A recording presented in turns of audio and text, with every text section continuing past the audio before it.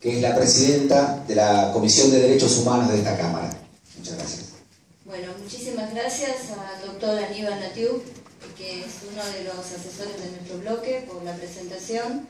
En primer lugar, muchísimas gracias a todas y todos ustedes por acompañarnos, algunos que vienen de muy lejos, otros que están más cerca, pero realmente les agradecemos mucho la presencia. Llegar a esta actividad para nosotras y nosotros es muy importante. En primer lugar, por un trabajo colectivo que venimos realizando. Esta sería como un segundo momento de lo que fue la presentación de nuestro anteproyecto de ley, las víctimas contra las violencias. Hoy ese anteproyecto tiene estado parlamentario, o sea, hoy podemos hablar de un proyecto de ley. En ese momento y en esa jornada, y aquí estoy viendo a referentes del Observatorio Social Legislativo que nos acompañaron, surgió como una necesidad, como un motivo de necesaria reflexión, qué pasaba con la justicia y qué pasaba con los medios masivos de comunicación en lo que hace al tratamiento de la violencia de género. Nos sentimos con el compromiso hoy de abrir el espacio para el debate en esta jornada, más que nada para contribuir y aportar a la sensibilización social necesaria para poder lograr un cambio cultural más que imprescindible. Sabemos que los cambios culturales, al ser transformadores, modifican estructuras y son un poco más lentos, pero nosotros en esta Casa de Leyes tenemos magníficos ejemplos. Está por venir Karina, Fernanda Raberta como presidenta de la Comisión de Derechos Humanos tiene una gestión impecable. Es mucho lo que a lo mejor podríamos hacer más como legisladoras y legisladores, pero también entendemos que eso tiene que tener un correlato con el conjunto de la sociedad, y los medios masivos sobre todo deberían estar a la altura de ese compromiso. Así también nos parece importante anunciarles que ya tiene estado parlamentario un proyecto de ley que hemos presentado que tiene que ver con adherir a la Ley Nacional de Reflexión sobre la Violencia en los Medios Masivos de Comunicación. Esta es una ley que se aprobó en la Cámara de Diputados el 26 de agosto pasado. Nosotros estamos proponiendo que nuestra provincia adhiera. Se va a conmemorar por primera vez el próximo 11 de marzo y coincide con la fecha en que fue promulgada la ley 26.485, que es de erradicación de la violencia de género hacia la mujer. Entendemos que el mes de marzo es absolutamente simbólico, que el 8 de marzo es el Día Internacional de la Mujer, pero que se genere una jornada específica acerca de lo que es el tratamiento de los medios masivos de comunicación de la mujer es fundamental. Nos parece importante anunciarlo en este momento. Es una etapa más, es mucho lo que falta. En un contexto de políticas, como nos habrán escuchado decir en muchas oportunidades, absolutamente reparadoras en lo que hace a la problemática de la mujer en estos últimos 12 años. No obstante, la construcción social tiene materias pendientes y si nosotros somos capaces de aportar con esta tarea y en estas instancias a esta construcción, bueno, estamos dispuestos a transitar este camino. Muchas gracias por estar. Esperamos que sea una excelente jornada y les damos la bienvenida a esta Casa de Leyes. No sin antes hacer un reconocimiento y un agradecimiento muy especial al presidente de la Cámara de Diputados, Horacio González, que nos está permitiendo realizar esta actividad. Buenos días a todas y a todos, muchas gracias y que sean una feliz oportunidad.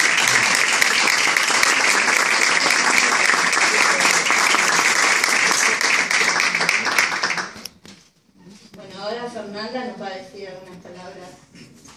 Bueno, buenos días a todas y a todos. En principio saludarlos y compartir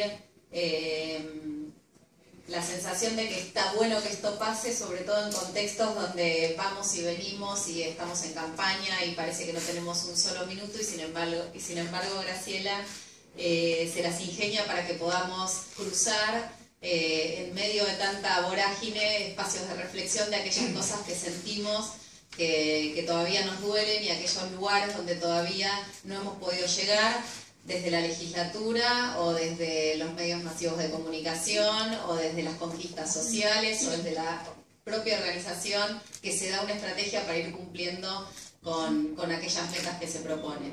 Por eso Graciela me ha invitado, a quien agradezco y felicito, insisto, por esto de generar los espacios para la reflexión en medio de tanta corrida.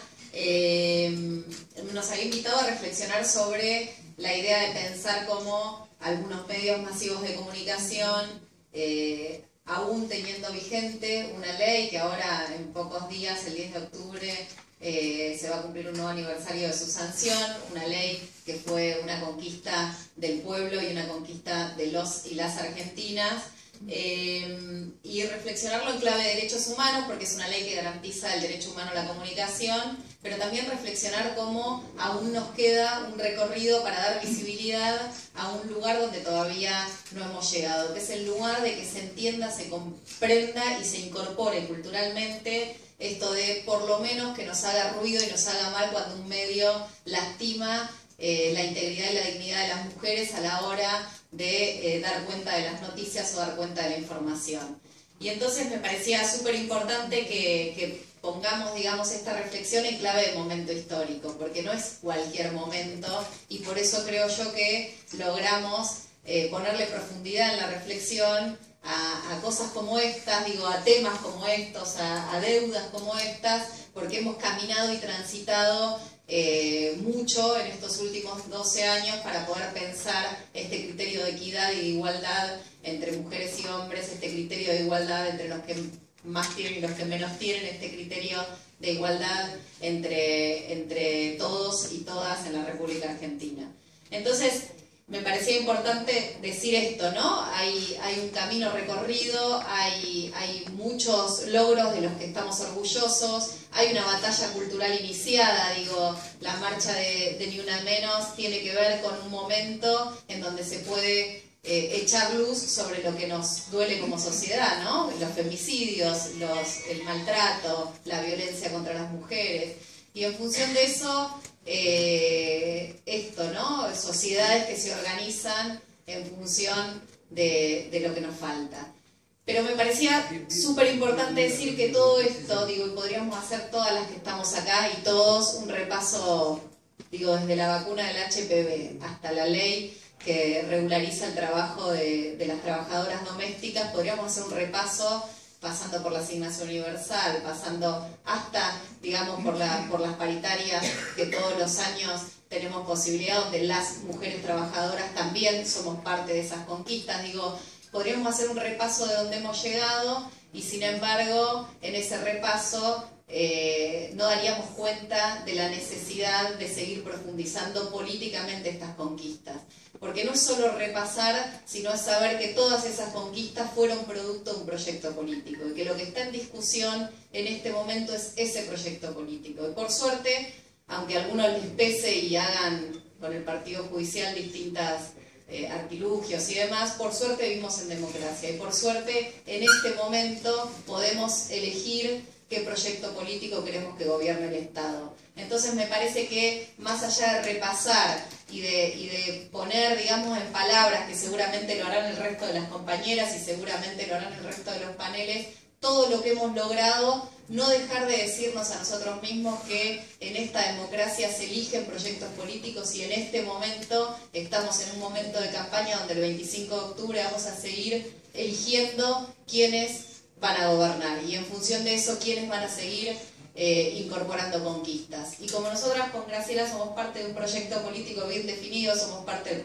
Frente para la Victoria, somos parte del kirchnerismo, decirles a todos y a todas que sentimos la necesidad de que sepan que solo las cosas que nos faltan las vamos a poder garantizar desde este proyecto político, porque no hay proyecto político que ponga a la mujer en el lugar que puso primero Néstor y después Cristina, porque no hay proyecto político que genere la discusión por la igualdad como la genera este proyecto, porque no hay proyecto político que no sepa y no pueda decir claramente todo lo que falta y por todo lo que hay que seguir peleando. Así que, en principio, poner en clave de reflexión de esta etapa, trayendo los 12 años de historia, pero si queremos ir más atrás, trayendo también de dónde venimos, no para hacer terrorismo, como decimos siempre, simplemente para recordar. Como dice Galeano, recordar es volver a pasar por el corazón. Nunca más, ni una menos, pero tampoco nunca más mamás que dejen de comer para que sus hijos coman. Gracias, compañeros.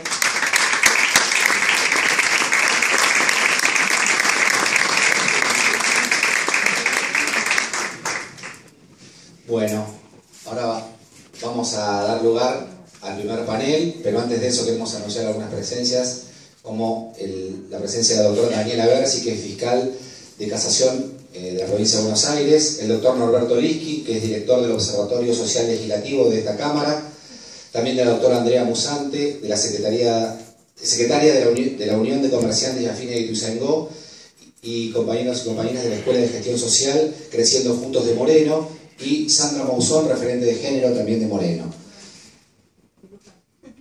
De Luján. Sí. Bueno, invitamos a pasar a las disertantes del primer panel. Así que le voy a dar la palabra a quien va a coordinar este primer panel, que es la abogada Antares Dudiuk, que es la relatora de la Comisión de Igualdad Real de Trato y Oportunidades de esta Cámara, que va a presentar a los panelistas.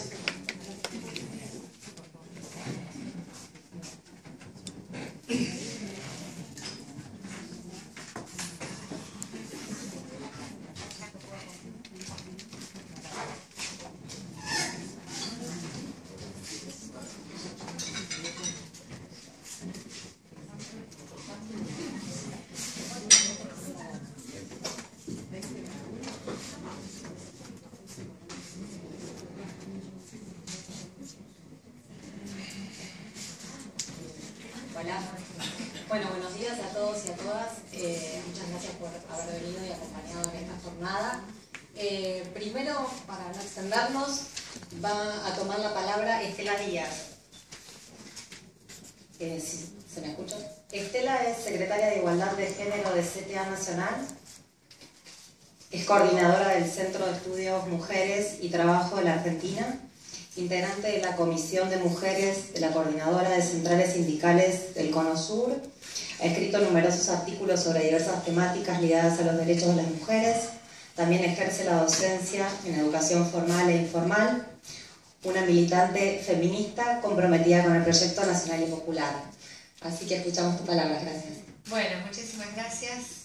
Muchas gracias por la invitación y bueno, y por esto que decía Fernanda, ¿no? De tener en un contexto electoral las posibilidades de ponernos a debatir temáticas como estas, que bueno, hacen a esta idea de que justamente es un buen momento para discutir hacia dónde estamos en este tema y también las perspectivas en torno a cómo profundizar los caminos por la erradicación de la violencia contra las mujeres. Como yo no soy ninguna especialista en los temas mediáticos y comunicacionales, sino una militante y como parte de una militante de muchos años del movimiento de mujeres, me voy a tomar como la posibilidad de plantear algunas cuestiones que creo que son fundamentalmente desafíos que tenemos. Porque creo que estamos en un punto donde se han construido una gran cantidad de herramientas para abordar la problemática de la violencia contra las mujeres. En este caso nos invitan a hablar especialmente de violencia mediática o de género y medios de comunicación. Y me parece que es un tema importantísimo justamente por el papel, digamos, ¿no? Estas sociedades son sociedades mediáticas. Y entonces cuando nos pensamos en esta sociedad es ineludible pensar esta relación con la comunicación que nos atraviesa. Recuerdo cuando se plantea, bueno, la escuela tiene un papel muy importante, pero piensen cuántas horas de medios de comunicación tuvieron los niños y las niñas antes de llegar a la escuela, ¿no? Cuando pensamos en los procesos de socialización de las personas, estas cuestiones son ineludibles. Entonces, desde esa perspectiva, digo, se han construido enorme cantidad de herramientas, desde cómo nombrar las temáticas que antes no se nombraban. Yo recuerdo en esta casa, no estaba todavía este anexo nuevo, cuando en el palacio de al lado discutíamos la primera ley, nosotras movilizando desde el movimiento de mujeres para que haya una ley y que lo que solo podíamos lograr es que se llamara de violencia familiar. porque en realidad era inaceptable en ese contexto político de los años 90 que la ley se llamara violencia contra las mujeres. Fue una lucha así, feroz, que se reconociera que a las personas que se incluían en la violencia familiar eran las exparejas o los novios. Fíjense que más del 30% de los femicidios los producen las exparejas. Bueno, hemos recorrido un largo camino, un camino sobre todo, digo, de más de 30 años ya de democracia, y particularmente comparto lo que se decía en la presentación del 2003 para la fecha, un contexto de ampliación de derechos que nos permite como balancear justamente en un año electoral, decir, bueno, llegamos hasta aquí, ¿cuáles son algunos nudos críticos y cuáles son algunos desafíos que tenemos por delante? Porque nos golpea, digamos, para todas resulta ineludible pensar en el 3 de junio y el Ni Una Menos. Porque también fue posible este 3 de junio, no solo porque algunas personas como emergentes tuitearon, sino porque hay una movilización social, política, una densidad política que se fue construyendo y una sensibilidad respecto a la violencia y al hartazgo frente a los asesinatos de mujeres, a eso que nos produce casi visceral de decir, bueno, basta.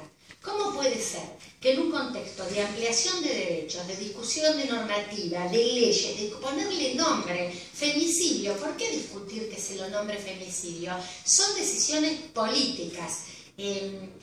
Celia Morós dice, conceptualizar es politizar.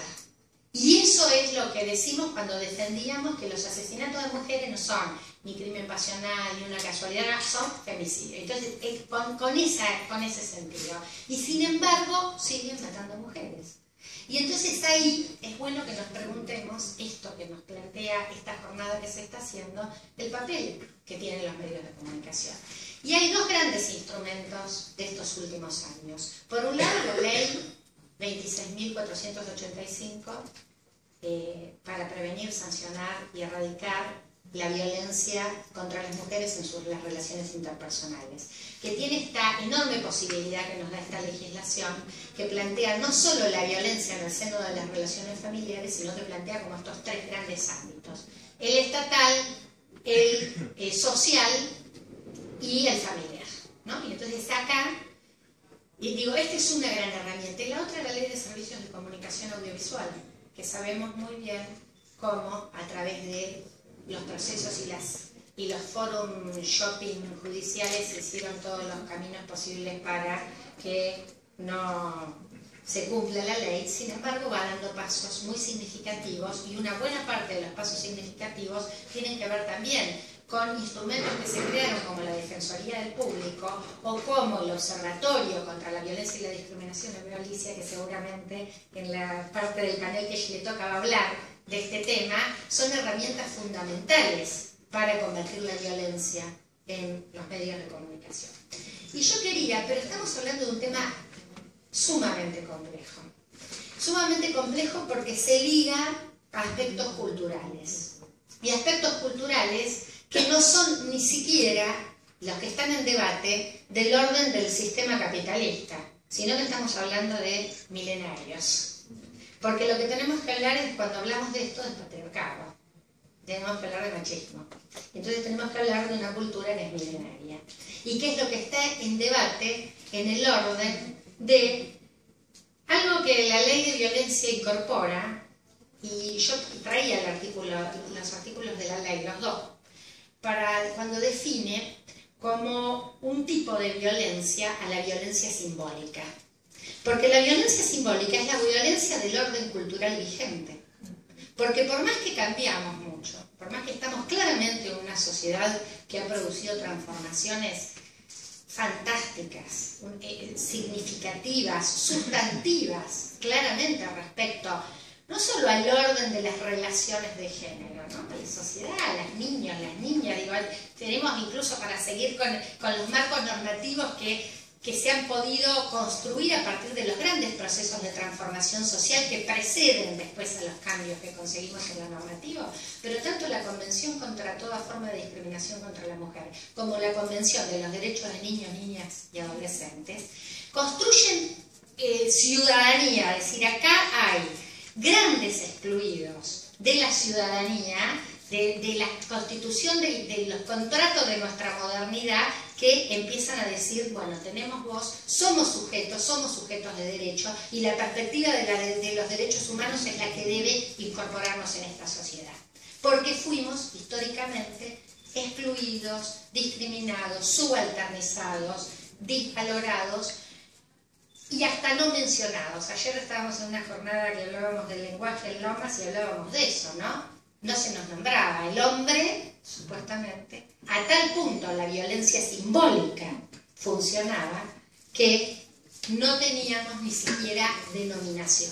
Teníamos que sentirnos incluidos en ese genérico masculino. Y esta ley dice, en los tipos de violencia que define 5, la física, psicológica, sexual, económica y patrimonial y simbólica, que la violencia simbólica es la que a través, cito textual, de patrones estereotipados, mensajes, valores, íconos o signos, transmite y reproduzca dominación, desigualdad y discriminación en las relaciones sociales, naturalizando la subordinación de la mujer en la sociedad. A mí me gustaría que pensemos, cuando escuchamos esta definición de violencia simbólica como un tipo que define la ley, en cuántos lugares de los medios, de lo que miramos de medios de comunicación, no está presente todo el tiempo esta violencia. En las ficciones, en los programas de entretenimiento y magazine y de la tarde, en las publicidades, todo el tiempo está presente la violencia simbólica. Pero la ley después habla de las modalidades. Y cuando habla de las modalidades, bueno, decíamos, además de la doméstica, la institucional, laboral, contra la libertad reproductiva y la violencia obstétrica, fíjense que avances, era impensable hace poquitos años que existieran estas denominaciones en la legislación. Habla de la violencia mediática. Y cuando define la violencia mediática contra las mujeres, es aquella publicación o difusión de mensajes e imágenes estereotipadas. Creo que si miramos, yo solo paro ahí, a través de cualquier medio masivo de comunicación. Un poquito más adelante dice, legitimando la desigualdad de trato que construya patrones socioculturales reproductores de la desigualdad o generadores de violencia contra las mujeres. Creo que tendríamos que prohibir prácticamente todas las publicidades comerciales en la Argentina. No podría quedar ninguna vigente. Buena parte de los programas de ficción y buena, porque entra el tratamiento nosotras, y acá lo voy a plantear como una dirigente de una central sindical. Y para pensarlo desde las mujeres. Las trabajadoras de la Argentina, las trabajadoras del ámbito público, del ámbito privado, las trabajadoras de la doble jornada, que trabajan en el hogar y que trabajan afuera, las que están en el hogar, están en los medios de comunicación. Las trabajadoras no estamos presentes en los medios de comunicación. Y estas exclusiones producen violencia. La omisión también es parte de las formas de reproducción de la violencia. Las mujeres, decía la canción de Sabina, que es muy machista, en el diario no hablaban de ti ni de mí. En la televisión no hablan de nosotros.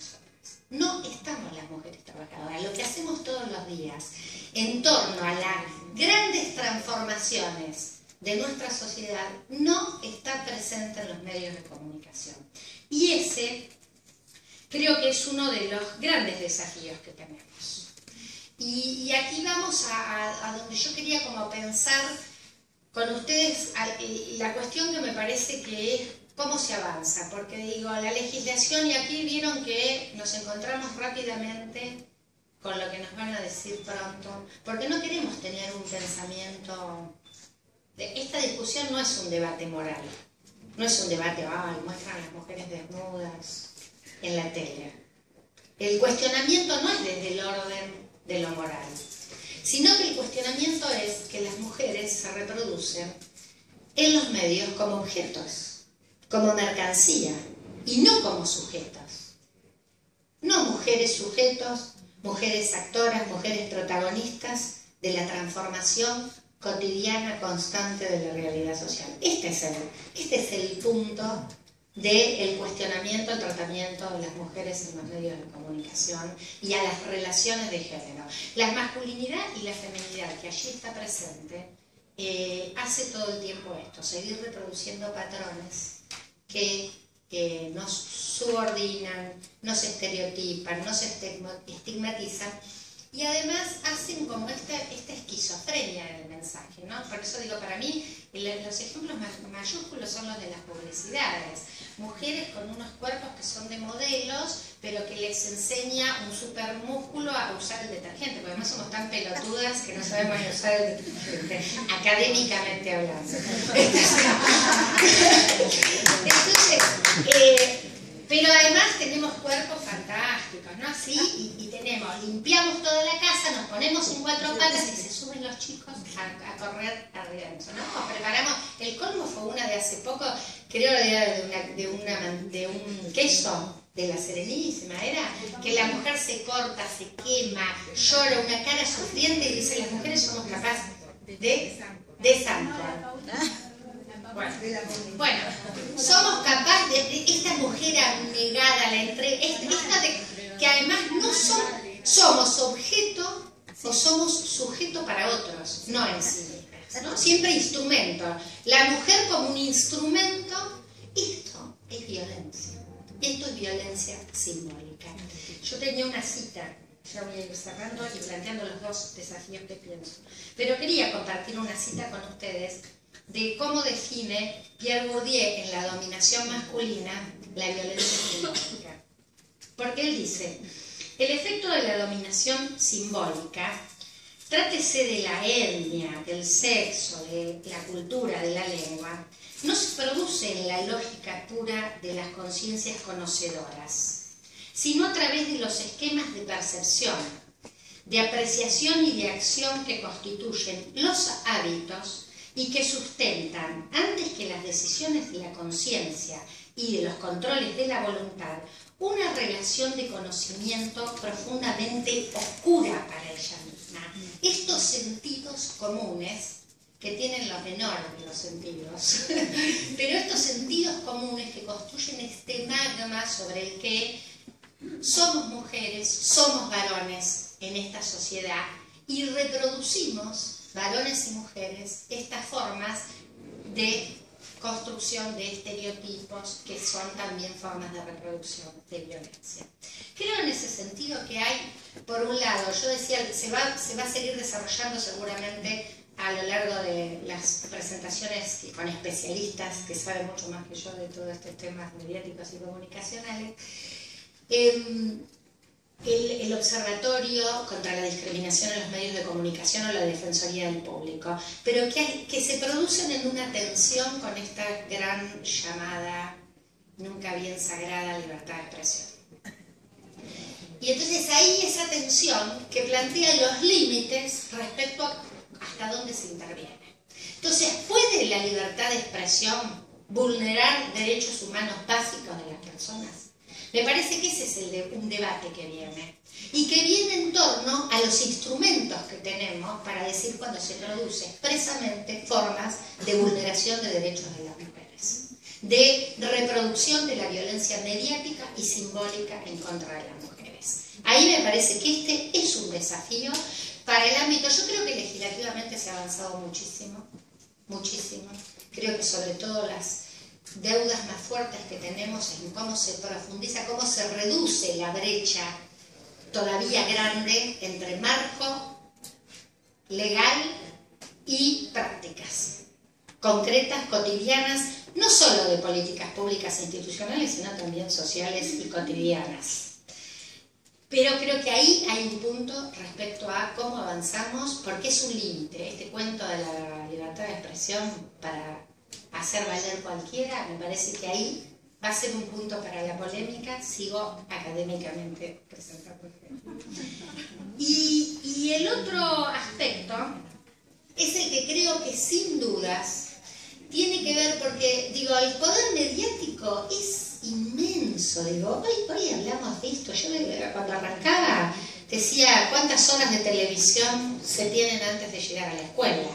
Entonces hay una herramienta, otra fantástica, que no la nombré, pero es una ley estrella para mí, la de educación sexual integral, con contenidos curriculares excelentes que van al núcleo de revisar estereotipos, de revisar construcciones vinculares, de trabajar respecto a esta idea de la integralidad de la sexualidad como parte constitutiva del desarrollo de las personas en torno a construcción de vínculos no violentos, no estereotipados. Bueno, esta ley que tiene tantas dificultades para su implementación, múltiples dificultades si tuviéramos para poder analizar en profundidad.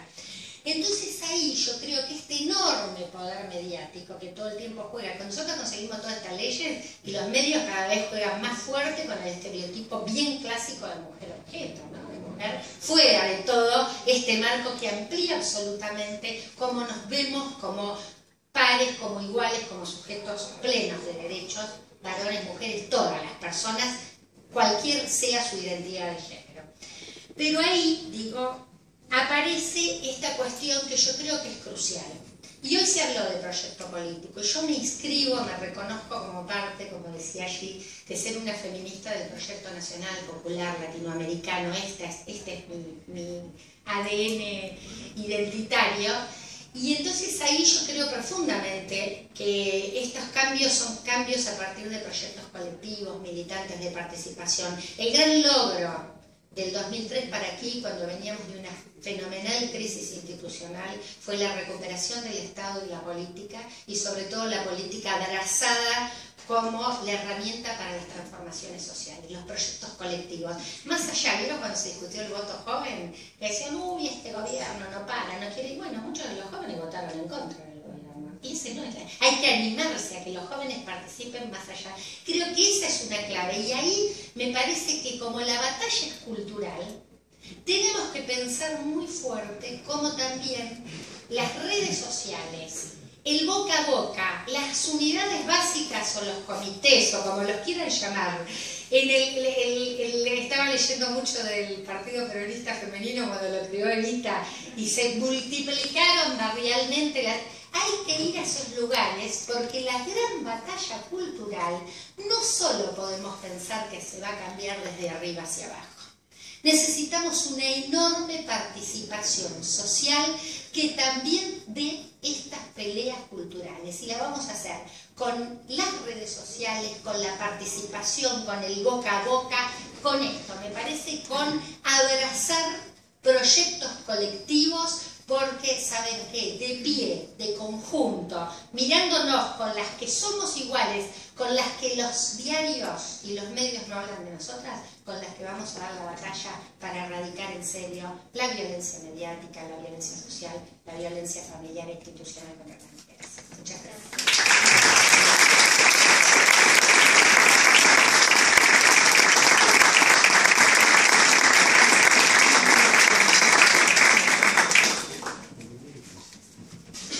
Bueno, gracias Estela.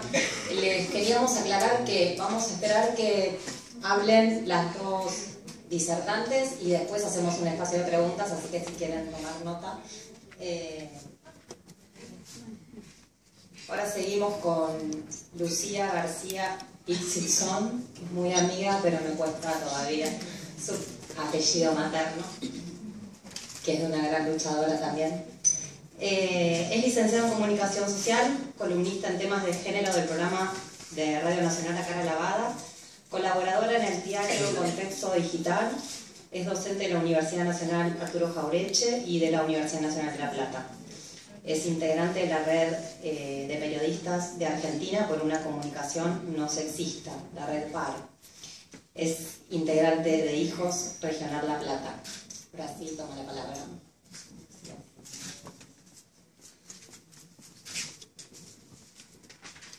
Bueno, en primer lugar, muchas gracias por esta nueva convocatoria. Se ve que hice un papel digno la primera vez, porque me volvieron a llamar.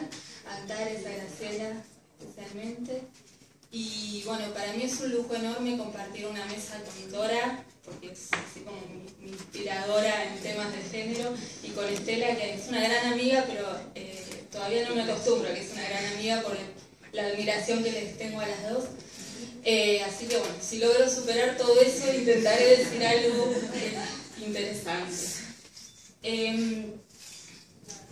Me parece que yo estudié comunicación, durante años di clases de teorías de la comunicación, así que algo de las herramientas conceptuales conozco, tengo la misma Biblia que Estela para esos temas, la dominación masculina de Pierre Bourdieu.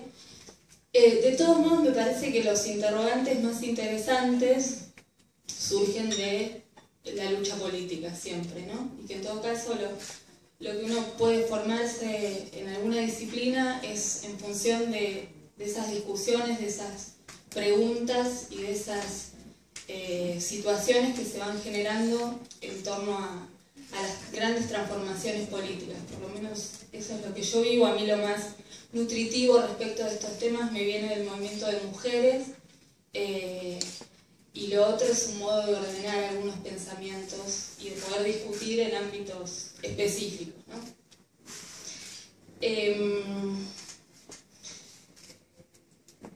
Hay otra cuestión, otra comparación que quiero proponer, que es en relación a lo que hemos vivido, lo que ha vivido nuestro pueblo respecto de la lucha por los derechos humanos, ¿no?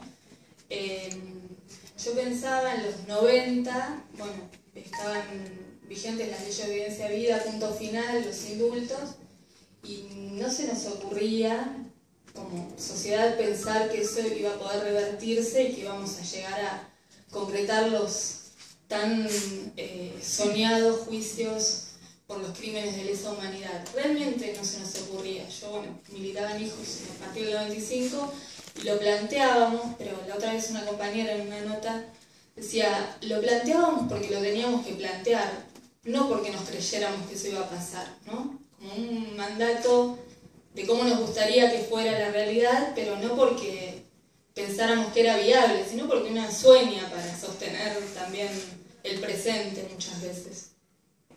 Y sin embargo acá estamos, ¿no? Con los juicios en marcha, con las leyes derogadas. ¿Y por qué, en términos de comunicación, en términos culturales, por qué pudimos producir esa transformación?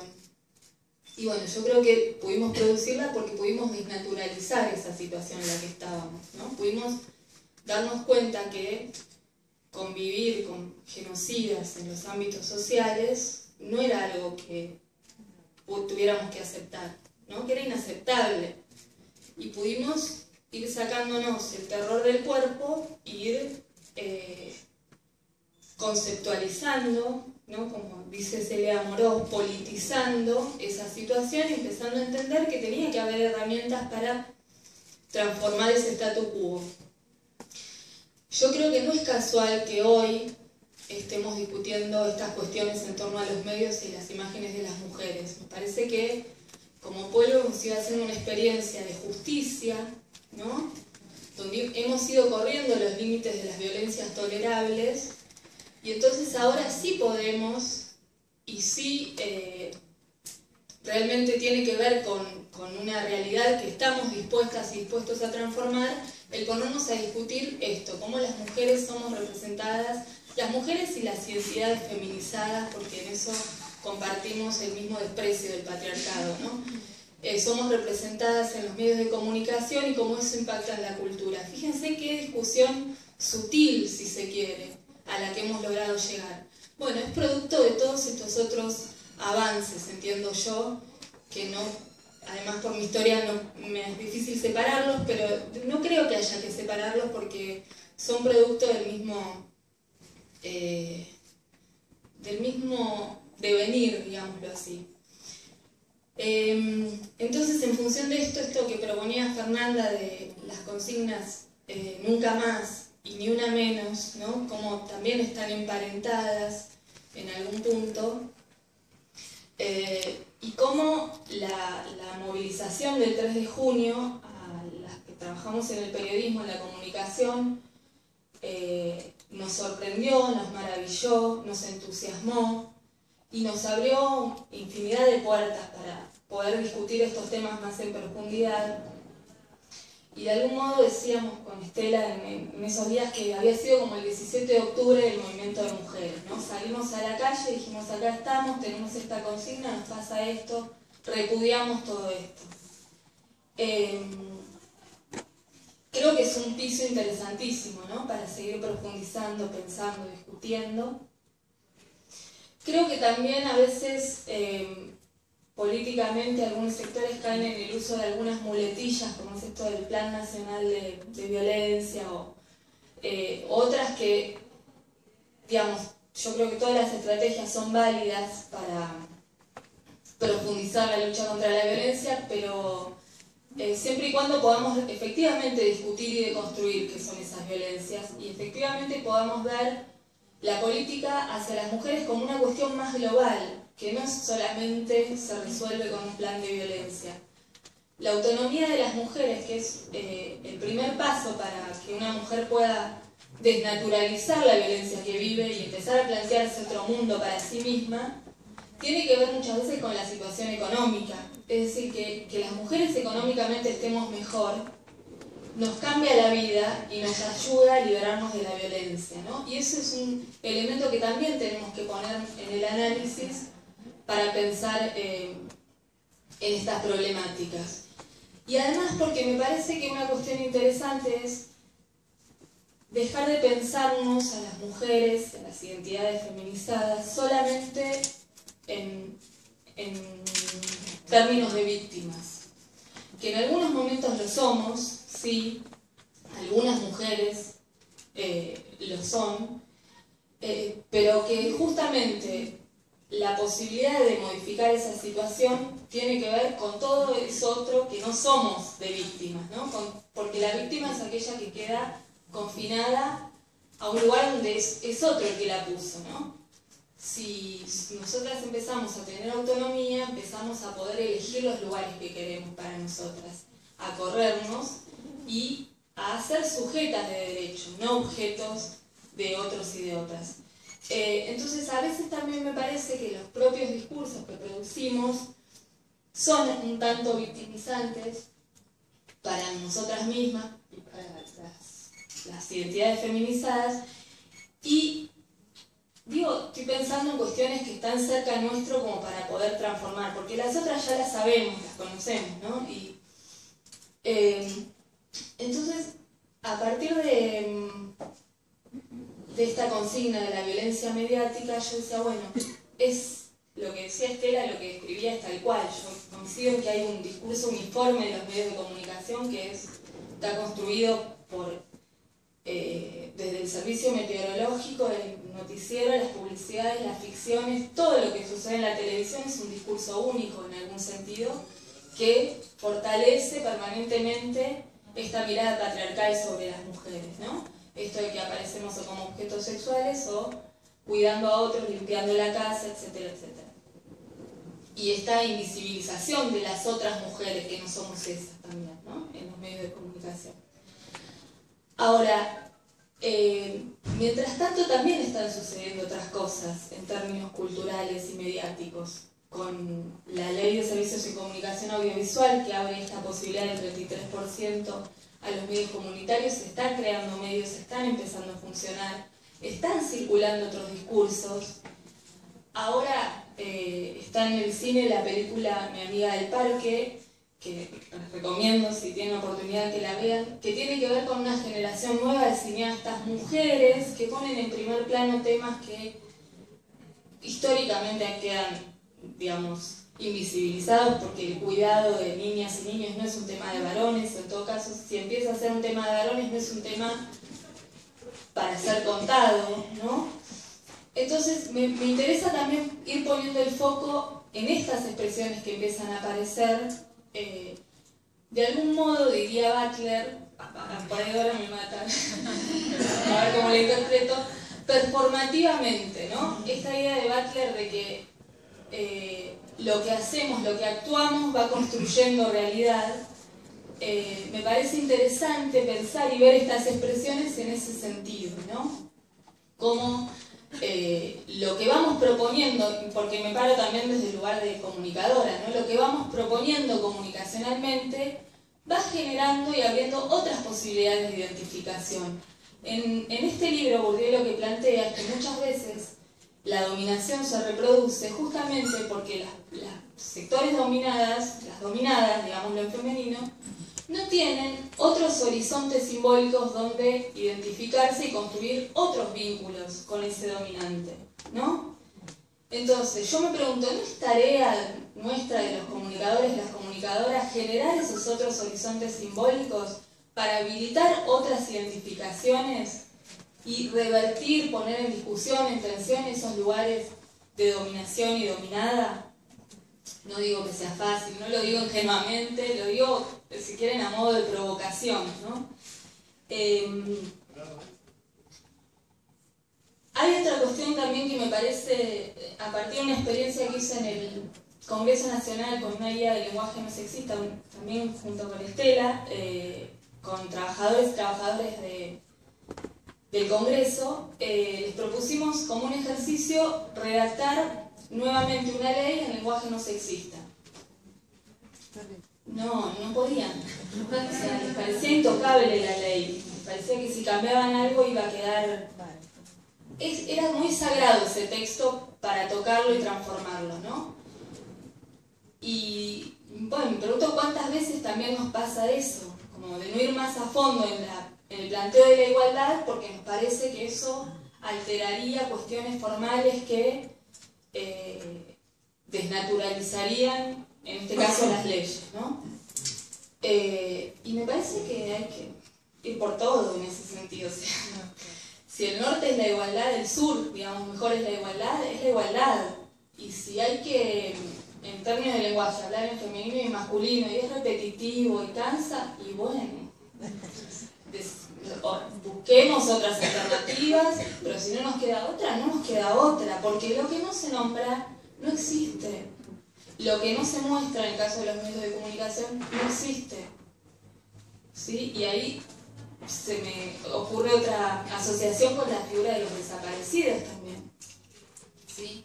Esta posibilidad del proceso de justicia también puso en escena las historias de los desaparecidos y las desaparecidas en los juicios, a circular, y empezaron a existir, y en algunos casos se les hizo homenaje en sus lugares de trabajo o en sus pueblos, ¿no? Se recuperaron sus nombres, sus apellidos, sus historias de militancia. Un poco lo que sucede también cuando se restituye un nieto o una nieta, ¿no? Una historia vuelve a aparecer, se hace presente, toma cuerpo. A ese nivel pienso yo esto de que lo que no nombramos, lo que no mostramos, no existe, ¿no? Y por eso digo, nos interpelo a que no nos conformemos con que no es económico el lenguaje no sexista. No será económico, pero es justo. No será económico, pero nos hace existir. No será económico, pero estamos ahí y podemos plantear otros problemas, ¿no? Para ir cerrando, me quedo con una idea de Butler que me fascinó. Me parece fascinante todo lo que ella propone en su filosofía de la teoría queer, pero me gustó mucho una idea que ella plantea de hacer las vidas más vivibles y hacer más vidas vivibles, ¿no? Que ella lo decía en relación a un ejemplo de, por ejemplo, una persona trans puede caminar tranquila por la calle si hay otros y otras que habilitan ese caminar, ¿no? Si esos otros y otras no responden hostilmente, no la persiguen, no la atacan. O sea que no es solo la decisión de ella de caminar, ¿no? Es una decisión colectiva de habilitar ese espacio. Eso me parece que es el desafío que tenemos desde los medios de comunicación y desde la cultura. Y cuando digo los medios de comunicación no me refiero solo a quienes producimos contenidos, sino también a quienes somos receptores de esos contenidos, a qué cosas elegimos cuando nos paramos frente a un medio de comunicación. Y me parece que esa es una buena fórmula, ¿no? Esos discursos que hacen las vidas más vivibles, que habilitan más espacios para todas y para todos, y no solo en este caso nosotras mujeres, que además, que si bien somos oprimidas en un sentido, somos privilegiadas respecto de, por ejemplo, las identidades trans, Digo, también ampliarlo en ese sentido, ¿no? Hasta incluir, bueno, ahora recientemente se aprobó acá el cupo para trabajadoras trans, me parece una iniciativa maravillosa y que aplaudo, y que tiene que ver con esto, con reconocer esos derechos, esas ciudadanías. Mi fantasía es que hagamos como un paca-paca feminista. Yo... va por ese camino. Bueno, eso es lo que comparto como proyecto, como intención, como deseo. Me parece que estamos en una instancia en la que la crítica es muy valiosa y nos permite proyectar todo lo que queremos que sea, pero también una etapa en la que tenemos que decidirnos a hacer lo que queremos que sea, porque si nos quedamos solamente en la crítica, no vamos a ofrecer, como nos proponía Bourdieu, esas otras identificaciones posibles para salir de los lugares de víctimas. Así que bueno, ese es mi aporte.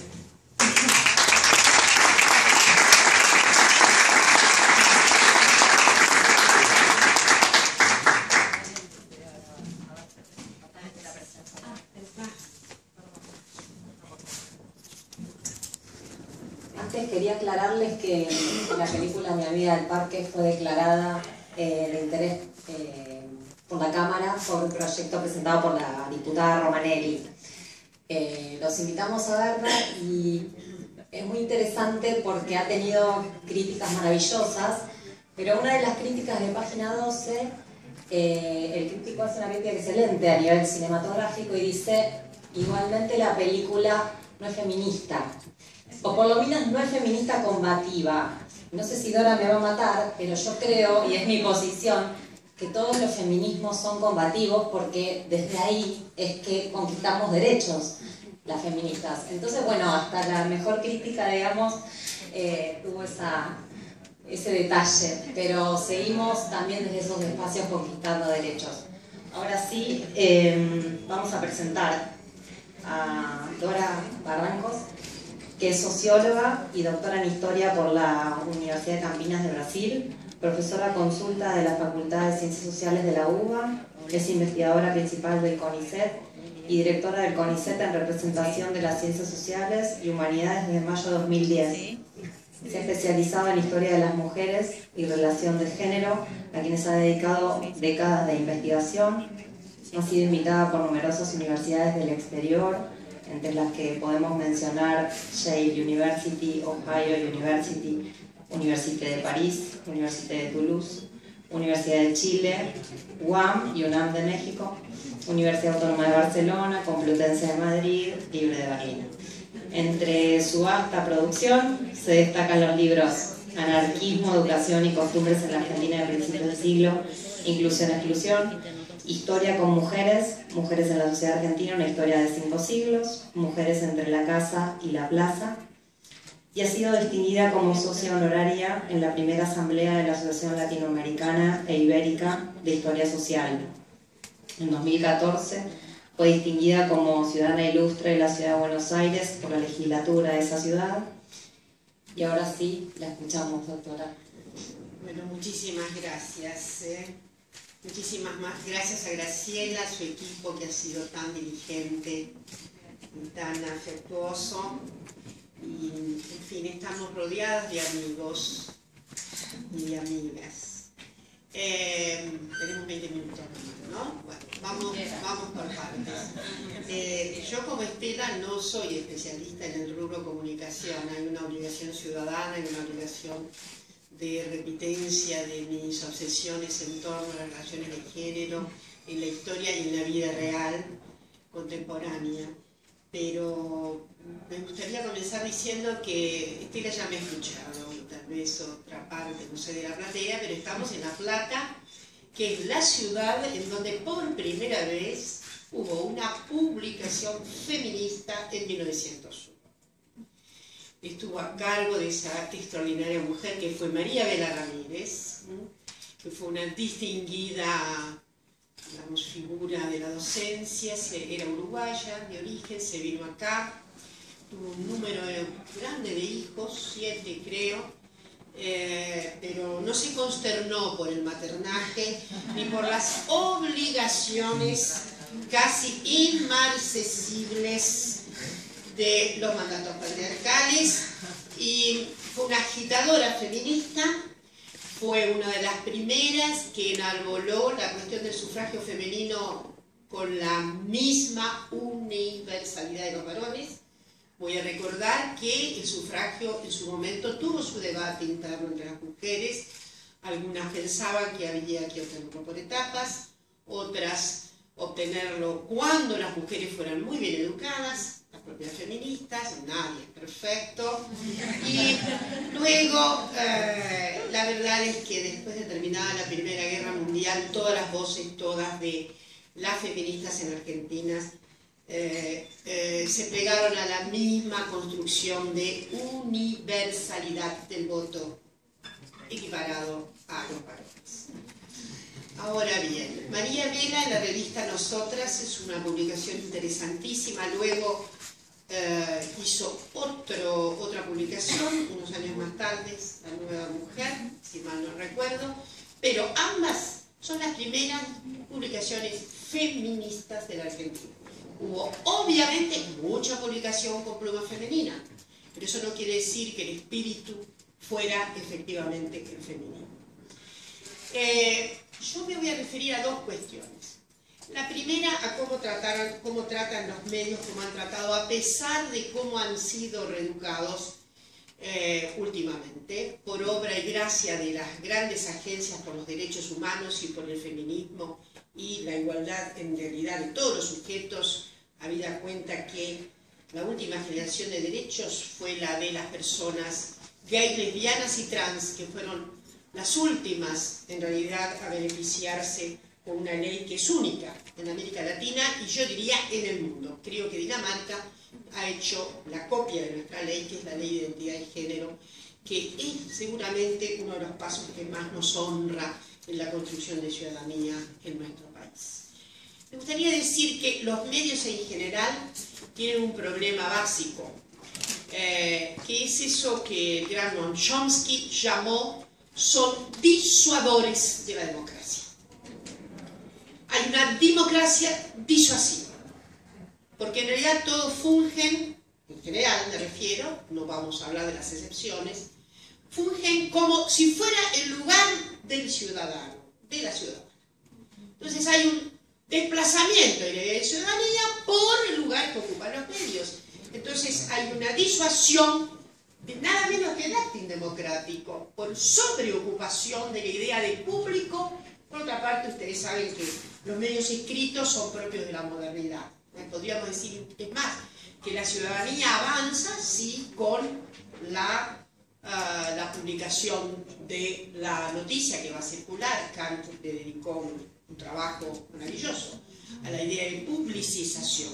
Ahora, lo notable es que a medida que ha corrido, sobre todo el siglo pasado, los medios han querido ocupar el lugar de los públicos.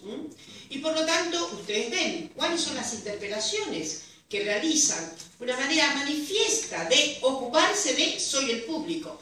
Soy, dice alguna comunicadora, bueno, comunicadora, yo hablo por lo que me dice mucha gente.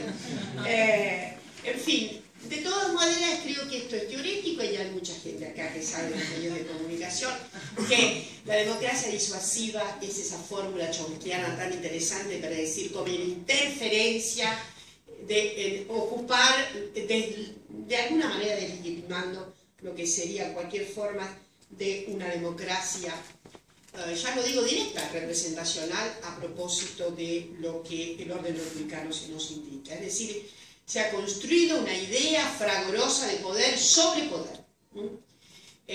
Y me parece que ese poder sobre poder está a las claras en nuestro país. De modo que es muy difícil salirse, inclusive de los tentáculos del poder de la mediatización, aún dentro de los registros que sí son mucho más progresistas y desde luego con los avances de la propia ley de servicios de comunicación, la ley que garantiza justamente esa enorme oportunidad mucho más diversificada. De eso se trata. Para competir con el propósito de disuadir la democracia, hay que ampliar democráticamente los emisores de medios. Me voy a referir a pesar, digo, de los avances que ha habido, de la corrección política que tiene el lenguaje mediático, de cómo ha habido un cierto aprendizaje, etcétera, no dejamos de pensar, sí, en el registro que se hace, ya no se habla más de la mató porque la amaba mucho, es evidente que no, pero hay una suerte, yo diría todavía soterrada, de catacumba, muy insidiosa, la fórmula que se usó, sobre todo en algunos casos de niñas de sectores populares, que se habían fotografiado tan incorrectamente, con short, camisitas, etc. Fotografías que están en los repertorios familiares nuestros de cada día, pero que fueron expuestas como si se tratara de la necesidad de hacer una vindicta mayor, aún con una especie, yo diría, de oxímoron en la interpretación. Un verdadero oxímoron de valor. Por un lado se enuncia que se trata de un feminicidio, pero por el otro lado se hace la consulta alevosa de si no habría participado directamente en su exterminio, si no habría sido coadyuvante, habida cuenta de que despierta el deseo bien distribuido y necesario de los machos cabríos de sus respectivas comunidades. La insidia de esta formulación, sobre todo en materia fotográfica, se ha llegado a cosas escabrosas. No hablemos de lo que son las presentaciones fotográficas de los terrores que padece hoy día la humanidad. La tremenda fotografía del niño en las playas de Turquía, que fue más o menos condenado, y además lo más grave, se hizo una exposición falsa, truculenta, de debate interno en los medios, en cada medio, para ver si era lícito. ¿A dónde se llega? ¿A dónde se llega con la insidia y lo escabroso? ¿A dónde se llega? ¿A qué patetismo hemos llegado? Fingir que ha habido un debate democrático entre los editores para ver si se publica semejante truculencia que acaba, por supuesto, con los derechos de los niños, las niñas, las adolescentes, incluidos sus padres y su madre. De modo que este es un problema gravísimo que yo diría, amerita algunas sanciones éticas formidables, pero quiero salirme de la cuestión, obviamente, de las censuras que pueden significar este tipo de cuestiones. Creo que en la materia hay que llegar a acuerdos. La ley lo dice, pero me parece que deberíamos llegar por acuerdos. Los acuerdos son acuerdos. En España, sobre todo, se trabaja con acuerdos más que con la censura. No soy amigo de ninguna censura. Yo creo que esto no nos hace bien a ninguna de las causas por los derechos humanos, de las mujeres, de los disidentes de la sexualidad, de las personas discapacitadas, de las personas de etnias diferentes, etcétera, etcétera. Somos muchas disonancias, y me parece que no es buena de ninguna manera la censura. Digo, no es cuestión de ex post censurar. Creo que tenemos que tener algo ex ante, pero un pacto muy severo, digo, muy regulado, muy arquitectado, entre también los tres poderes de la República, además de la sociedad civil. Creo que tiene que venir un pacto. Yo sé que en España esto funciona, hay algunas comarcas en que funciona muy bien. Me refiero, por ejemplo, a las Baleares, ¿no? Es un lugar en donde sé que el trato se cumple bien y que en general se hacen consultas, en algunos casos, antes de manifestarse en un sentido u otro. La segunda cuestión a la que me quiero referir es mucho menos truculenta, pero es habitual, repetida y se refiere a la segregación interna de las mujeres en los medios de comunicación. Voilà, pequeño detalle. ¿Cuántos CEOs mujeres conocen en los medios de comunicación? Aún los medios más progres. ¿Ustedes no han visto algunos programas progresistas llenos de testosterona? Plagados. Es como, recientemente además, el año pasado, un extraordinario acto con relación a democracia, etcétera, etcétera. La enorme mayoría de los que intervinieron eran varones, notables algunos, sin duda, no todos. Pero las mujeres ocupaban el escaso cupo del 30%, me ocupé de anotarlo. Entonces, digo, hay unas incorrecciones políticas de base, ¿no? Todavía hay que discutir, estoy segura, el grupo femenino al hacer las listas, y aquí estoy frente a queridas amigas, compañeras diputadas, que seguramente tienen un esforzado, saben muy bien los esforzados, mucho que hacer en materia de construir una carrera política, aún en medios que son menos hostiles. Sabemos perfectamente que el tiempo es completamente diferencial según género. Los mandatos femeninos parecen inmarcesibles.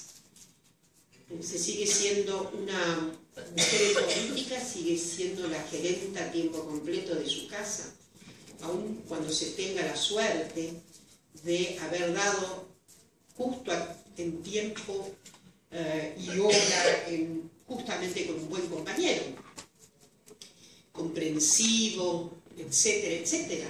Pero evidentemente hay planos que son inexorablemente femeninos todavía, a pesar de los progresos en muchísimos hogares. Entonces, construir una carrera política significa para una mujer sortear el problema del taylorismo del tiempo femenino, porque las mujeres no tienen tiempos muertos. No hay ninguna mujer con tiempo muerto. Hace muchísimos años, cuando yo me tomaba feminista, los primeros trabajos notables acerca de cómo las mujeres van sustituyendo la fuerza de trabajo por mecanismos, lavarropas, etcétera, etcétera. ¿Para qué? Para tener más tiempo libre para otras tareas del hogar. De modo que no hay tiempos muertos, no se conoce. Entonces, yo sobre esto he escrito, hay un momento determinado a las 3 de la mañana frente a un cierre de lista que una mujer se pregunta frente al cinismo desnuda: ¿qué hago yo aquí? El chico está con fiebre, hay que comprar la comida de mañana, me olvidé decirle, y encima ahora se ha largado a llover y tengo la ropa colgada.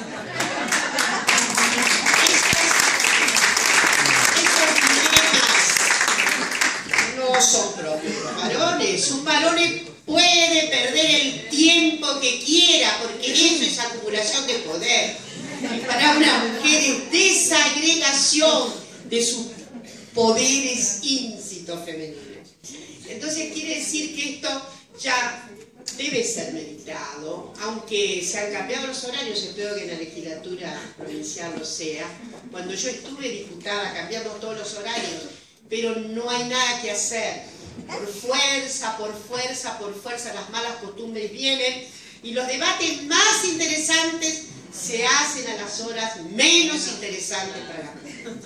Por lo tanto, en los medios de comunicación las mujeres padecen la misma segregación. Padecen los mismos problemas. Hay que tener, obviamente, hay que tener una endecha propia cuando se tiene.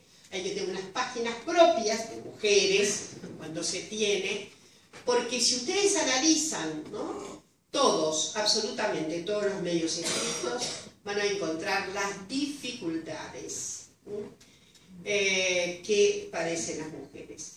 De modo que estamos frente a desafíos en un sentido y otro. Creo sí que una modificación del lenguaje es fundamental. Los lenguajes nos construyen. De modo que no me extraña que de repente la idea, no sé cómo está hecho el estatuto reglamentario de la Cámara, pero estoy segura que preserva todos sus leyes sexistas como Dios manda. En la legislatura de Buenos Aires cambiamos los vieses sexistas y fue bastante escandaloso. Y mi última experiencia, pero se mantiene. En el CONICET, ahora vamos a tener estatutos nuevos. Lo primero que propuse, y felizmente los varones estuvieron de acuerdo, así como no, creo que lo dijeron por ser políticamente correctos, pero ya es un avance, ¿eh? Ya es un avance. Dijeron que sí. Los vieses sexistas en el reglamento del CONICET son ominosos. Los niveles son asistente, el asistente, adjunto, así nomás, independiente, ese es neutro, principal felizmente neutro, superior no tanto, pero deben ser cambiados. Soy de las que cree que la economía del lenguaje es fundamental para la vida, porque es creación de vida. Somos lo que el lenguaje dice que somos. De modo que es un gran instructivo, y me parece que sí, se percibe que los medios han cambiado bastante estos estereotipos, pero funcionan notablemente todavía. De modo que creo que ya me consumí los 20 minutos, decirles que todo lo que sigamos haciendo en materia de profundización de nuestros derechos será para el bien de todas y todos. Ningún derecho avanza arrollando los otros derechos en términos de ciudadanía. La mayor ciudadanía de un grupo solo garantiza lo del grupo original, que en todo caso tuvo la suerte de ser beneficiado con ese estatuto extraordinario. De modo que siempre decimos el mismo chiste: no se preocupen los varones, les daremos cupo necesario siempre. Sabemos muy bien de qué se trata, le daremos todas las formas de oportunidad. En fin, y habrá algún día que efectivamente, como creía Virginia Woolf, esa gran, extraordinaria escritora, que también tiene que ver con los medios de comunicación, habrá algún día en que esta queja ya no tenga ningún asidero. ¿Quién sabe? Habrá algún día en que no sea necesario de decir yo en tanto mujer, yo en tanto varón. Los varones han padecido muchísimo con el patriarcado, les aviso. Sobre todo con el modelo de masculinidad que les trajo el patriarcado.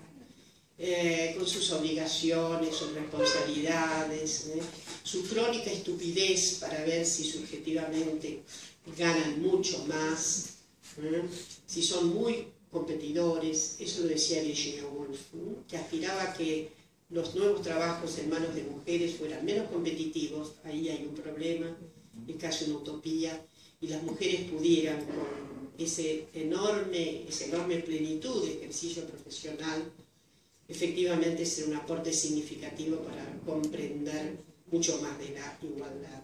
Lo decía Virginia Woolf, que quería ganarse la vida como escritora, que quería ser considerada una publicista, que solo aspiraba a que eso que hoy se llaman medios de comunicación pudiera ser transitado por una mujer sin ninguna necesidad, sin ninguna mengua de decoro, sin ninguna necesidad de no significar nada más que eso, ¿no? Un ser humano allí. Bueno, esa es la apuesta. Habrá algún día en que seremos andrógines, porque quién sabe, no será necesario decir a mí me faltan derechos, y veremos con enorme tranquilidad la disidencia de la sexualidad como un panorama corriente. El cambio posible, no será necesario reconocer pluma femenina, pluma masculina, en fin, no será necesario reconocer imágenes de estereotipo objetivantes de las mujeres, y menos aún queremos que haya, obviamente, una objetivación de los varones. Cuídense un poco, porque están usándolos bastante. Efectos de la metrosexualidad que llegan inclusive nada menos que a los polvos usados domésticamente, los polvos digo para limpiar, los jabones, y como recordaba Estela, hasta algún vibrante, ¿cómo es? Mr. Músculo, en fin, ojo que están en camino de objetivación. Pero esto ya lo dijo una gran figura en el pasado, que fue amigo de las mujeres, pero don Carlos Marx. Pero mucho más amigo fue Engels de las mujeres. Bueno, muchísimas gracias.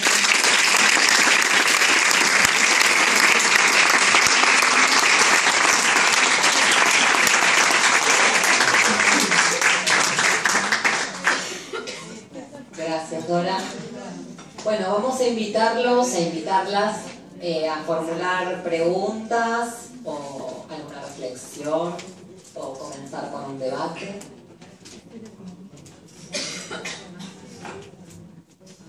Si Lucía puede contestar, pues vino con gripe, Lucía.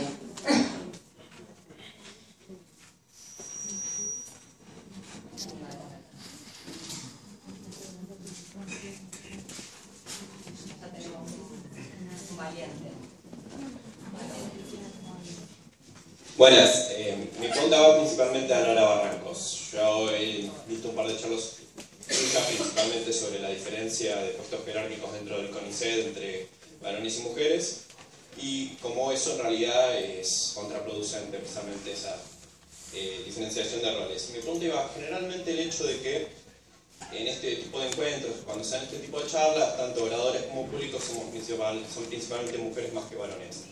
Principalmente en el rol de promover estos discursos o de discutir, ponerlos en tela de discusión. ¿No es en algún punto contraproducente esta composición dispar en cuanto a hombres y mujeres del lado de oradores o de poder decir precisamente la desigualdad? Ya que me parece que en algún punto es productivo el hecho de que no es solo un discurso de los oprimidos, sino todos en nuestra condición de personas entendemos que precisamente esto está mal y que hay que modificarlo. Muchas gracias. Bueno, primero, es verdad, el CONICET está lleno de mujeres en la base. Estamos en el mejor ranking del mundo, el 52% de mujeres. Ahora con estos ingresos creo que se mueve también algún punto. Eso, sobre todo en virtud de la expansión que ha habido en los últimos años del sistema universitario. El universitario está dando una gran cantidad de mujeres que rápidamente hacen su carrera y con muy buenas notas. Entonces esto ha empujado para arriba felizmente el sistema, que además, debe decirse, se democratizó por completo, permitiendo inclusive una alteración de edades. El CONICET se moría de inanición por vieja.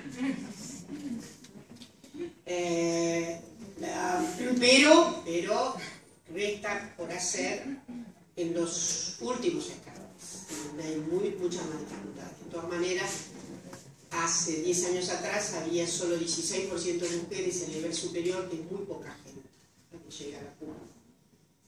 Y hoy hay 25%. Tal vez ahora se mueva un poco más, habrá 26 con los ingresantes ahí. Dos, estoy completamente de acuerdo contigo. Géneros plurales estarían hoy concitando lenguajes múltiples. Es muy bueno traer a varones para estos temas. Algunas veces a las feministas, sobre todo a ciertas feministas acartonadas, que cada vez hay menos. El feminismo de capilla se terminó hace tiempo, ha estallado, y como decía Lucía, hay feminismo para todos los gustos, elija el que quiera, desde que usted sea resonantemente capaz de decir, esto no lo puedo vivir más, este sometimiento no lo puedo vivir más. Esa es la condición, subjetividad resonante. El resto no necesitamos ninguna carga. Y siempre las mujeres tuvieron buenas compañías de varones nos vamos a recordar Seneca Falls, que es una especie de data de nacimiento, ¿no? 1848. Nunca sabemos exactamente cuántas mujeres, se dice que 70, pero había 30 varones, más o menos. Porque siempre hubo compañía, ¿no?, de varones. Y acá felizmente, nuestras queridas trajeron a Pierre Bourdieu, que es un, obviamente los sociólogos recuerdan poco a este Pierre Bourdieu, pero estoy de acuerdo contigo en que efectivamente para estos temas ya deberíamos incorporar algunos varones que obviamente no solamente por buena voluntad, porque están convencidos de que los derechos humanos tienen necesariamente una condición generalizada, más allá de lo que efectivamente queramos decir con condición generalizada, ¿no? Que son múltiples condiciones generalizadas. Yo estoy de acuerdo, de modo que Graciela la próxima vez hay que sentar. En el segundo panel hay varones, bueno, ves ahí, hay varones, tienen razón. Pero hay que traer más varones. Yo quiero decir algo respecto a eso, porque me parece, digo, están incorporados algunos varones en el panel, está bueno como decía, pero también hay una autoexclusión en el público. Porque nadie dice que esta fue una convocatoria para mujeres. Y esto nos pasa que cuando vos planteás que vas a dar un tema de género, nosotros dimos el taller con Lucía allí en la Cámara de Diputados de la Nación, y mayoritariamente eran mujeres las que venían. Y ahí me parece que hay algo, que lo decía sobre el final de su exposición Dora, que tiene que ver las mujeres a partir de nuestra, sobre todo de constituirnos más como movimiento, con todas las pluralidades, así como decimos, que diversidades que esto puede significar, venimos haciendo procesos de reflexión de la subjetividad, en todos los niveles y sectores sociales. Y las mujeres venimos produciendo estos fenómenos, colectiva, individualmente, familiar, comunitariamente. En cambio, no así los varones. Y la verdad que creo que hay problemas en relación a esto. Y bueno, tendrán que hacerlo, digamos, no nos toca a nosotras como madres. Les tocará a los varones hacer una reflexión.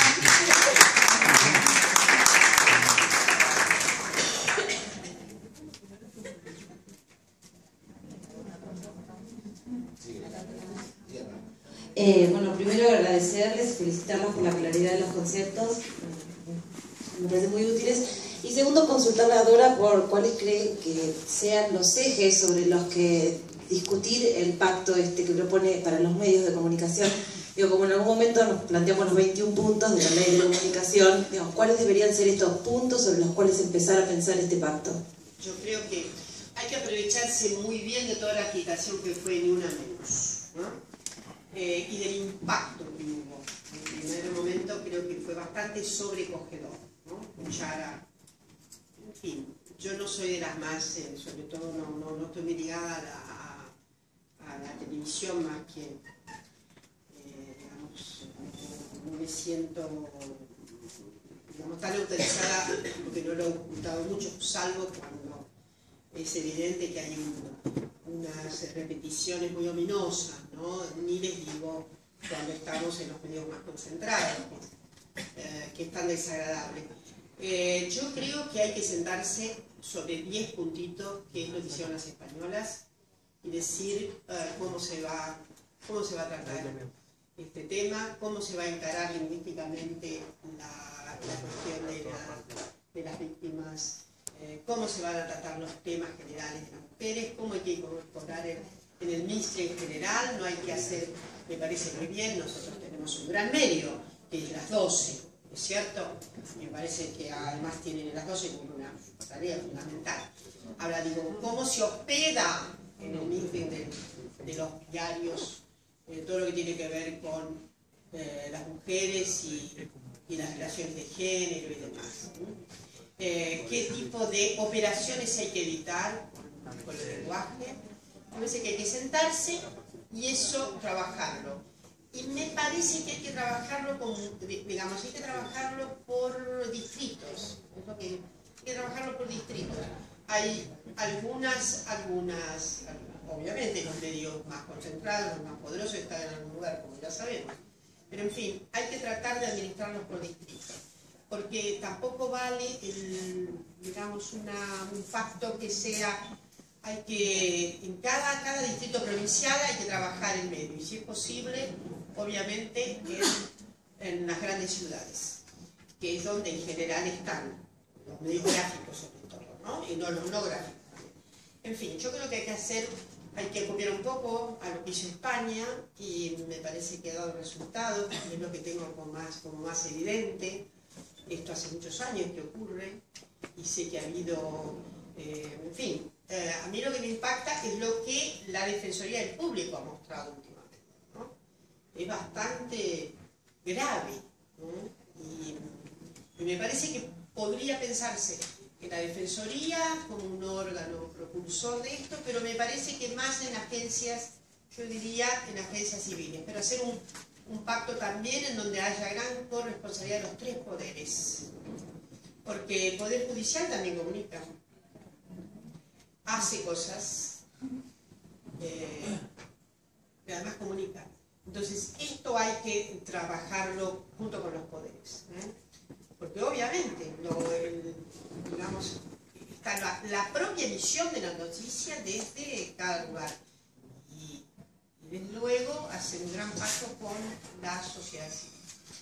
Yo quería aportar que desde la Red PAR tenemos un decálogo para el tratamiento de la violencia en los medios que está publicado en internet, se llama así, Decálogo de la Red PAR, y en la página del Consejo Nacional de las Mujeres lo tomaron, que son 10 puntos bien concretos para periodistas, la vorágine de la redacción. Después está el anexo jurídico, pero como esto, ¿no? Cómo no revictimizar, qué imágenes usar, no poner el acento en lo que hubiera hecho la víctima antes, o digamos, como sería tips en lenguaje de revistas de mujeres para tener a mano y bueno, también como una herramienta de discusión nosotras con los colegas, decirle, mira, no te cuesta nada ponerlo así, no hablar de crimen pasional, no tiene el estatus de un acuerdo, pero es una herramienta de trabajo, yo sé que vos sos periodista, Vicky, para nosotros muy concreta. Y está disponible, es una hojita que la imprimís, la pegás ahí y marcás con el dedito. Hay que hacerlo con los editores, porque sí, a la par tiene el famoso decálogo, pero hay que hacerlo con los editores, hay que hacerlo con los empresarios. Bueno, tenemos una última pregunta. Dale. Estela, hablaste de libertad de expresión y entendí que hablabas de algún tipo de regulación a la libertad de expresión en relación al feminismo o alguna cuestión. ¿Me amplías un poquito lo que dijiste en tu discurso?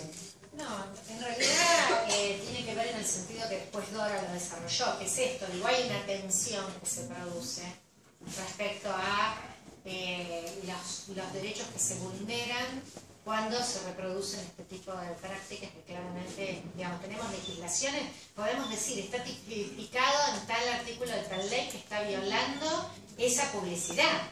Está, digamos así, los tenemos en enorme cantidad de productos comunicacionales que todos los días consumimos. Entonces ahí siempre aparece esta cuestión, porque la verdad que yo comparto esto que dice, por eso yo decía que hay una tensión y no me animo ni a ponerle nombre, porque para nada es una comisión de censura, a ver quién corta, sino el tema es que es eso, digo, pero también es la cuestión de cuál es el punto. Yo veía que esto de la experiencia española es interesante. Saben que vi hace unos años el programa, famoso programa de Tinelli, Bailando por un Sueño, que es un programa, no sé si es yankee, pero lo vi en España.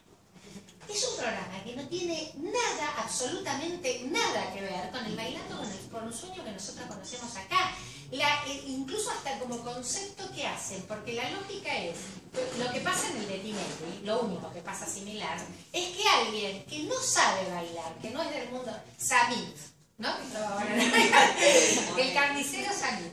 Entonces, alguien que no viene del mundo, con un bailarín, una bailarina profesional, hace la destreza, vestido como personal, y además te muestran, tal caso, cómo podés, sin ser un profesional o una profesional del baile, llegar a producir hasta un hecho artístico, estéticamente bello, generar destrezas en quien no las tiene el baile. Eso es Bailando por un Sueño en España. Yo lo vi y no lo podía creer.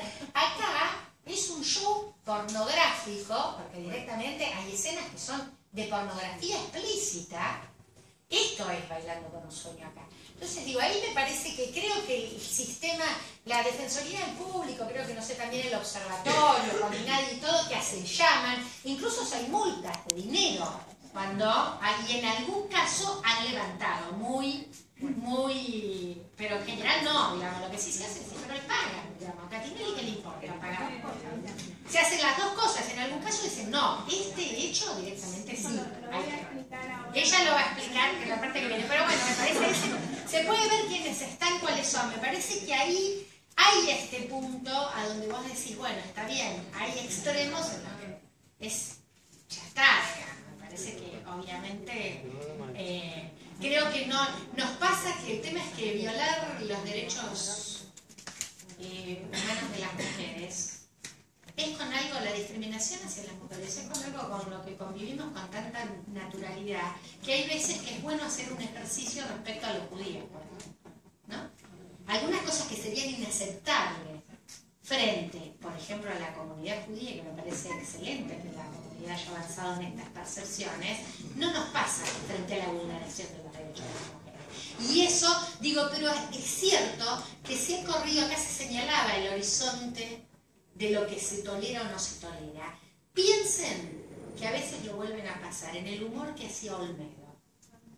Es inaceptable el humor de Olmedo hoy. Olmedo, Porcel, ¿no? A veces cuando pasan la toalla, tienen una misoginia, una homofobia, una transfobia que manifiesta, sería insoportable. Bueno, me parece que ahí es una combinación de cuestiones y en algunos casos sí, digamos, sanciones económicas, pecuniarias, bueno, ya lo van a desarrollar. ¿Cuántos instrumentos tenemos y cuánto habrá que mejorar? Bueno, ahora sí, antes de hacer el corte vamos a invitar a la senadora Mónica Macha y a la diputada Romanelli unas breves palabras y después sí los invitamos a compartir un corte acá mismo. Gracias.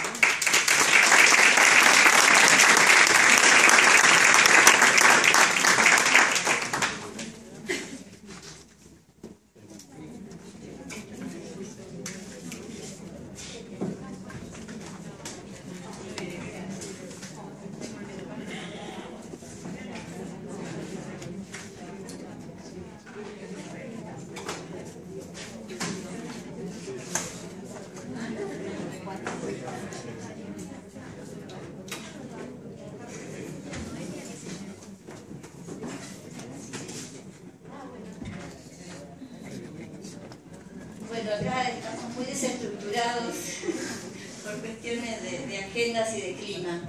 En principio, quería decirles que antes de que se vaya Dora, le queremos contar que hemos aprobado un proyecto que tiene que ver con la presentación de la guía del lenguaje igualitario y se hace en conjunto con la Secretaría Parlamentaria.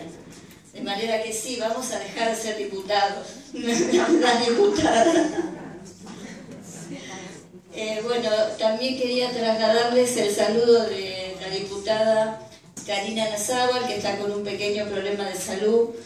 Es una compañera que acompañó nuestro proyecto también. Estamos trabajando juntas en la Cámara, interactuando con compañeras y compañeros de la Cámara de Senadores en iniciativas de estas características. Por supuesto, ahora antes de pasar al lunch, agradecer la presencia de Mónica, darle la palabra a la compañera Mónica Macha, senadora, presidenta de la Comisión de Derechos Humanos y Garantías del Senado de la Provincia de Buenos Aires. Bueno, muchas gracias. Buenos días a todos y a todas. En principio pido disculpas porque llegué muy tarde, estaba muy denso el tránsito desde el oeste para esta zona. Y yo estaba en la apertura, entonces no tengo más que palabras de apertura. Pero bueno, me parece que en realidad para mí estos temas son muy complejos porque yo vengo trabajando más, digamos, en el ámbito de las políticas públicas, muchas políticas públicas para las mujeres, en salud sexual, en cuestiones que tienen que ver con lo laboral, cómo ir conquistando derechos en distintos ámbitos. y me parece que algo de lo que decía Lucía, en esta lógica de ir desnaturalizando cuestiones y en esa desnaturalización ir logrando mayores espacios de trabajo, de estudio, cómo pensar lo sanitario también en relación a las mujeres. Yo creo que estamos en un momento donde tenemos esta tipificación de distintas violencias vinculadas al género, porque hay, también como decía Estela, una cuestión de mayor trabajo entre nuestras propias organizaciones de mujeres, con las características que cada una tiene y con los lugares hasta donde se permite, tal vez en función de su construcción social, hasta donde se permite llegar. Pero creo que todo eso es como la base y el insumo fundamental para después poder avanzar en otras prácticas, que para mí ahí está el punto fundamental. Todo lo que estamos hablando, todo lo que estamos planteando hoy es cómo transformamos prácticas que son dañinas, que son violentas y que de algún modo, para mí lo que tiene que ver con la violencia de género es, en cierta medida, la madre de todas las violencias, o el padre, no sé, pero digo, algo de esto, de como esas violencias originarias, y que están hasta en los tratos más cotidianos está instalada. Entonces, creo que mucho de lo que puedan hacer los medios de comunicación tendría que ir en ese sentido. Digo, yo soy en todo caso receptora de medios de comunicación, no los produzco, no estoy en el ámbito, no es mi lugar de trabajo. Lo que sí puedo decir como receptora, y no tal vez muy usual, porque cada vez menos la televisión ocupa un lugar tal vez en la vida personal, ¿no? Uno escucha a veces medios y cuestiones para poder tener como el tiempo, la cosa de por dónde van algunas discusiones, pero no mucho más. Me parece que eso es interesante también, porque eso creo que es efecto de la ley de medios de comunicación, en esta cosa de quitar a los medios de comunicación ese nivel de verdad, de objetividad y de independencia que alguna vez nos hicieron creer que tenían, y entonces hoy uno los escucha como puede escuchar un montón de otras versiones de la realidad. Y en ese sentido, yo creo que hay algunos avances que tienen que ver con el tratamiento de algunas situaciones, de algunos femicidios.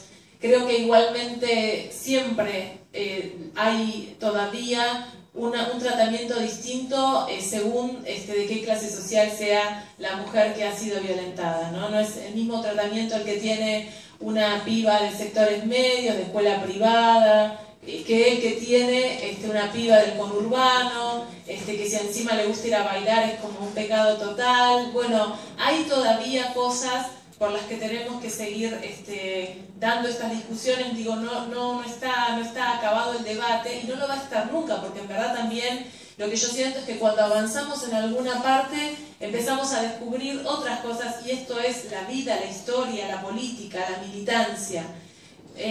A mí me toca venir de un distrito donde muchas de las discusiones que las compañeras planteaban en términos de lenguaje no sexista lo hemos logrado. Yo creo que hoy en Morón, por ejemplo, podemos admitir, y lo digo con esta vehemencia, podemos admitir que alguien extramoronense o moronensa hable en algún espacio de la municipalidad con lenguaje sexista. Porque, bueno, no es de acá, no lo sabe, bueno, pero que un compañero o compañera de nuestro gabinete, un concejal o una concejala, no haya incorporado aún el lenguaje no sexista, empieza a ser como inadmisible después de tantos años. Y empieza también a tener un efecto en los que escuchan y las que escuchan, porque nos pasaba mucho que las mujeres con las que trabajamos durante 11 años de manera constante, organizada y demás, cuando escuchan un discurso donde no se tienen en cuenta los distintos géneros, sienten que no les están hablando a ellas, con lo cual también a veces puede ser bueno, porque si hay algo que uno no quiere hacer o que no está tan interesado, no tiene tiempo y no te nombran, si bueno, le toca a ellos que se arreglen. Pero digo, estas cosas que tienen que ver con producciones culturales que nos han llevado, yo pongo como una marca ahí, que empezamos muy fuerte a trabajar estos temas en el 2004, o sea, 11 años de trabajo constante. Por supuesto que la historia ya había empezado y que nosotros nos nutrimos del trabajo y la militancia de muchísimas compañeras también de Morón y de organizaciones feministas, y a veces siempre con esta discusión entre la tensión entre la militancia en el feminismo y en lo partidario, y cómo eso también implica cierta convivencia y a veces tensiones que hacen optar en algunas definiciones por una o por otra, ¿no? También estas cosas nos pasan. Entonces, la discusión que nosotros tenemos y nosotras tenemos ahora es, bien, una vez que logramos el lenguaje no sexista, ¿cómo avanzamos en esa...? Bueno, es una marca más al patriarcado, ¿no? Pero falta mucho. Y creo en ese sentido que sí, no trabajando en los medios de comunicación, todos y todas producimos comunicación.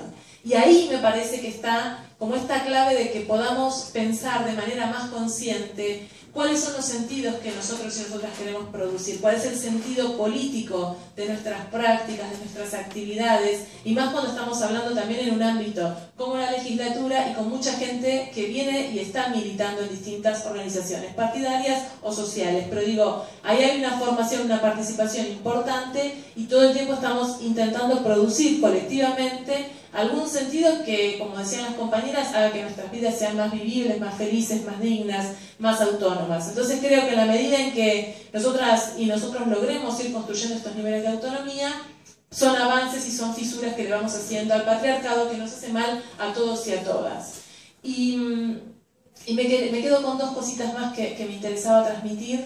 Una es que a veces los medios de comunicación todavía no han, me parece a mí, no han logrado avanzar y poner en discusión las masculinidades y la función y el rol de los varones. En los medios de comunicación como en la vida, como decía Estela recién, es muy difícil a veces que los varones entre ellos puedan también plantearse estas cosas. Nosotras por necesidad lo fuimos haciendo, por necesidad de unirnos, por necesidad de plantear estas problemáticas, por necesidad también de sentir que esto no es lo que nos toca. Nosotras podemos hacer más, nos merecemos más, queremos más y peleamos por esos derechos.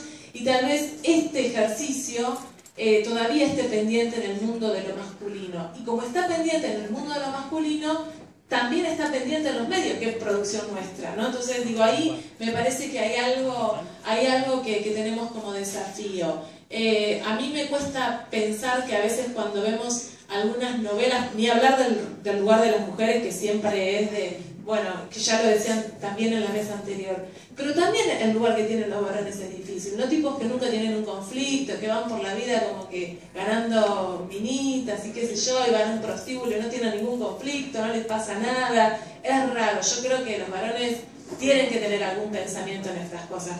O sea, creo que efectivamente lo piensan y efectivamente no se deben sentir representados. Entonces creo que ahí hay todo un laburo por delante que es un desafío muy importante. Y la última cosa, y con esto termino, que también hace poquito leí unas cositas algo que había, que no sé si era un reportaje o algo que escribió Estela, y que decía que nosotros tenemos una cantidad de políticas públicas que no han sido leídas con la perspectiva de género o desde el género, una cosa así, no sé si era exactamente esto, pero... Y lo leí y me quedaba pensando que, claro, cuando uno a veces hace el recuento de la gran cantidad de políticas públicas que lleva adelante el kirchnerismo en todos estos años, y ni que hablar de la legislación, pero la legislación a veces tiene una dificultad de hechura, de diseño, de posibilidad de que se convierta en ley, muy difícil, pero en algún punto con menos complejidad que llevar adelante una política pública, porque una política pública después la tenés que implementar, tenés que armar equipos, tenés que dar discusiones, tenés que trabajar artesanalmente, tenés un montón de cosas que tal vez el trabajo legislativo en ese sentido es un poco más sencillo. No es fácil, pero un poquito más sencillo. Ahora, hay una cantidad de políticas públicas que han generado la autonomía de muchísimas mujeres. Yo creo que cuando Cristina hablaba del porcentaje de mujeres que han logrado jubilarse y que no lo hubiesen logrado en otro contexto político, es un hecho que tiene que ver con el género, que tiene que ver con la autonomía de las mujeres. Cuando vemos que más mujeres se incorporan a estudiar en las universidades nacionales del conurbano, es un hecho de inclusión geográfica y de género también.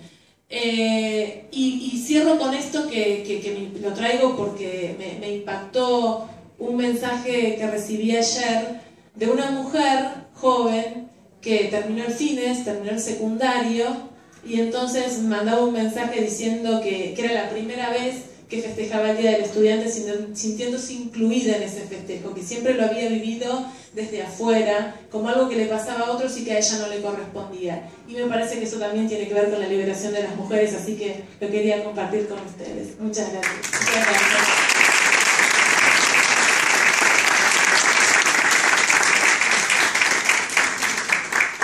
Bueno, muchísimas gracias Dora, muchísimas gracias Estela, Lucía, Aníbal, Antares, muchas gracias a todas y todos ustedes y ahora los invitamos a compartir un pequeño lunch y a la segunda parte de la jornada.